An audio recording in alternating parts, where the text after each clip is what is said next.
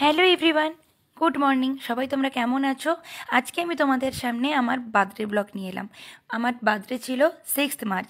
তো 6 মার্চ আমি আমার বাপি মা আর ছেলের সাথেই আমি আমার জন্মদিনটা পালন করেছিলাম। তো তারই একটা ছোট্ট ব্লগ তোমাদের সামনে নিয়ে এসেছি। প্রথমেই দেখো, আমি দেখালাম যে মা পায়েস রান্না করছে। পায়েস রান্নাটা 5 তারিখ মা করে ফেলেছিল রাত্রিবেলা, কারণ পায়েসটা তো ঠান্ডাই খেতে হয়, গরম গরম তো আর খাওয়া যায় না। আর পরের দিন সকালবেলায় আমার বাপি খুব তাড়াতাড়ি বাজার চলে গেছিলো মাছ আনতে। তো মাছ আনার পরে মা বাড়িতেই মাছটা কেটে নিচ্ছিল। মাছ কাটার পরে মা ভালো করে ধুয়ে নুন হলুদ মাখিয়ে রেখে দিয়েছিল। আর তোমরা তো সবাই জানো যে জন্মদিন মানেই 5 রকম 7 রকম 9 রকমের ভাজা হয়। আর আমার মা তাই জন্যই আমার জন্য 5 রকমের ভাজা করছিল। মা সকাল থেকে অনেকটাই ব্যস্ত ছিল।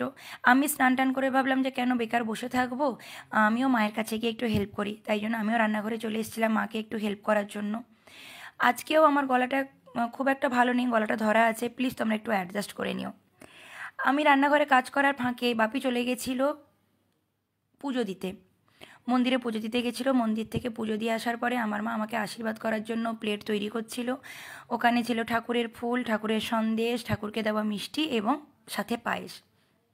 তো দেখো, আমার মা এখন আমাকে আশীর্বাদ করে দিচ্ছে। বাপিও বা আশীর্বাদ করেছিল, কিন্তু ওই সময়টা আমি ক্লিপ নিতে ভুলে গেছিলাম, কারণ খুব তাড়াহুড়ো করে করা হচ্ছিল কাজটা। আর মাও তখন শাঁখ বাজাচ্ছিল, ক্যামেরা ধরার মতো কেউ ছিল না। তো যাই হোক, মা কাজটা করে দিয়ে আসার পরে তাড়াতাড়ি রান্নাঘরে চলে এসেছিলো, কারণ রান্না বাকি ছিল। আমি জন্মদিনের প্লেটটা ভিডিও করে সামনে দিয়েছিলাম, তোমাদের সামনেই দিয়েছিলাম। তো জানি না তোমরা কে কে দেখেছো, যদি না দেখে থাকো তো প্লিজ তোমরা আমার আইডিতে গিয়ে আবার দেখে নিও।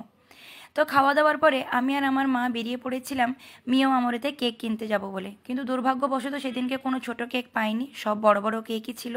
বাধ্য হয়ে আমি ছোটো ছোটো 3টে পেস্ট্রি কিনে নিয়ে এসেছিলাম। এরপরেই জানতে পারি যে 6 মার্চে কাঁথিতে চন্দ্রানী পার্লস উদ্বোধন হয়েছিল। তো আমি আর মা ছুটতে চলে গেছিলাম চন্দ্রানী পার্লসে, কারণ মা আমাকে একটা গিফট দিত। তো মা বললো যে চল চন্দ্রানী পার্লসে গিয়ে যদি কিছু ভালো লাগে তো আমি জন্মদিনে তোকে গিফট করে দেবো। তো ওইটা কেনার জন্যই আমরা দোকানে চলে এসেছিলাম। দোকান থেকে ফেরার পরে সন্ধে হয়ে গেছিলো। বাবুর তো সামনে পরীক্ষায় ছিল। আমি জন্মদিনটা খুব একটা বড় করে করিনি, কারণ আমার ছেলের পরীক্ষা ছিল। তো তাই আমরা বাড়ি ফিরে এসে তাড়াতাড়ি করে কেক কাটিংয়ের ব্যবস্থা করেছিলাম। আর তাই জন্য মা কয়েকটা বেলুন ফুলিয়ে দিয়েছিল। আর বেলুনটা নিয়ে আমার বাবু খুব আনন্দ করেছে। আর ওর আনন্দটাই ছিল আমার জন্মদিনে বেস্ট গিফট। তো যাই হোক, আমার বাবুর জন্য আমি কেক নিয়ে এসেছিলাম। আমার বাবুর আবার মানে এগ খাওয়া বারণ আছে, ওর অ্যালার্জি আছে। তাই জন্য ওর জন্য এগলেস কেক নিয়ে এসেছিলাম। আর আমাদের জন্য 3টে পেস্ট্রি কিনে নিয়ে এসেছিলাম। ওই সময় আমার পিসি আবার ফোনে ভিডিও কল করেছিল, তাই জন্য পিসিকে ভিডিও কলে রেখে আমি কেক কাটিং করছিলাম।